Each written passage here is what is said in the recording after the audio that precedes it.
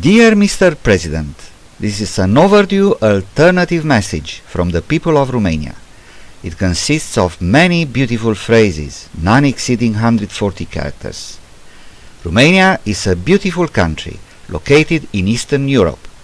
I hope you like our message, but just in case you don't, here is our exact location for bombing purposes. Our capital is Bucharest. Our second greatest city is Chicago.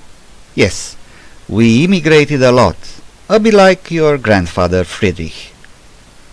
There are so many Romanians in America that you want to send one of them back, Jenny Paulson, as ambassador.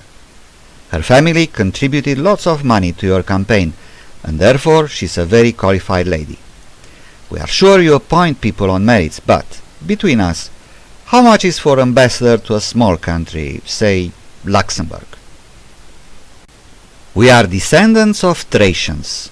Their history can be traced 5,000 years back. Unfortunately, they are all dead now. Terrible losers. We have the Carpathians. They are huge and look like a wall, except for the fact that they are green. We can paint them brown, or we can wait a bit till the planet heats up. Our children will enjoy them so much.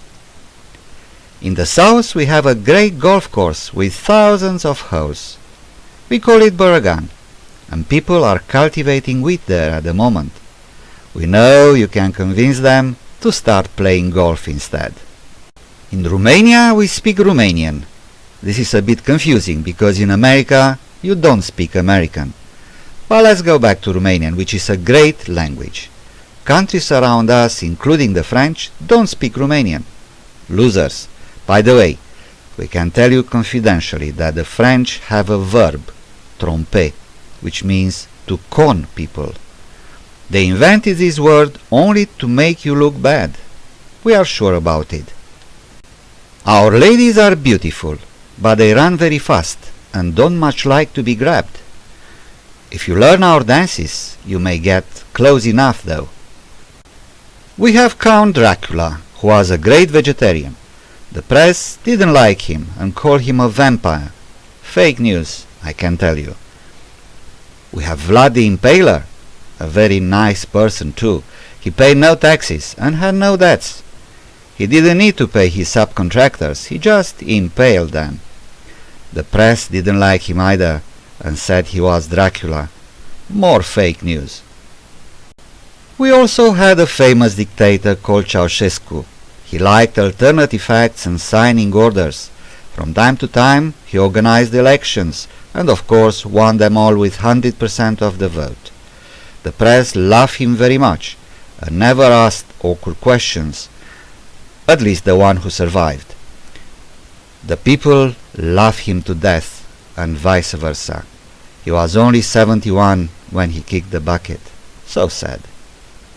And we have Ilie Năstase, perhaps you remember him, and Nadia Comaneci. They are both good people, but probably their golfing is not to your standards. We have the mici, which means the smalls in English. They are a kind of small sausages without skin. We need some guidance here to make them great again. In Romania we drink a lot of țuică, which is a kind of plum brandy. Drinking țuică is also a very good excuse for when we talk nonsense. We do not have a border with Mexico, but we are not far from Moscow. Some Romanians believe that Russians are bad hombres, but they are in fact quite nice. They came to visit us once in their cars, very solid cars, but not so easy to park though. If you get too chummy with them, you can make our problems great again. And we have the Mary Cemetery. Some people visit us only to be buried there. Each one's life is recorded on the cross in a funny way, like a storybook with pictures. Yes, I said storybook. You'll like it. We have a political party which recently won the elections by promising anything and everything to everyone. Great fun. But the people are already getting tired of winning and want them out. So sad. Our people like alternative facts. They call them fairy tales. The kids like them so much that their grandparents' ratings went sky high.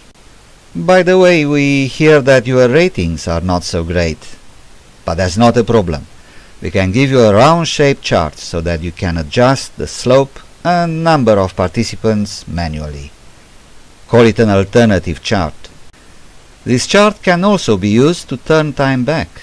You can go back to coal mining time if you want. By the way, we like very much your technique of calling others funny names. By the time they realize it's not them, you already moved to the next lovely tweet. Brilliant. So smart. We know that all you want is love. To speak to people who love you, no nasty questions, only love. Sorry, wrong country. But anyway, you can count on our love. We love you so much that we have a job for you if the bad hombres in your Congress get you impeached. How about becoming the president of our ASHOG association, which is the Association of Happy Orange-Faced Golfers? It sounds crap in English, but believe us, it is great in Romanian. The association doesn't exist yet, but we hear that its office has already been bombed by immigrants. As ASHOG president, you can declare war on whatever you want. War on buses, for instance. They should be replaced by carts anyway. The car drivers will be so happy. At least till they find out that they were banned on motorways by the previous administration. That may not be a problem though, if you sign a presidential order to let them back. Dear Mr. President, this is where it gets interesting. We know you are a good businessman, and we have a deal for you. Shall we say Romania first, America second? In return, we are going to be nice to you. Let's say you have a second-hand car, left after you sold all the rest to your compatriots. We can buy it for 100 million. And we throw in a free tour of the Mary Cemetery. What do you think? Do we have a deal?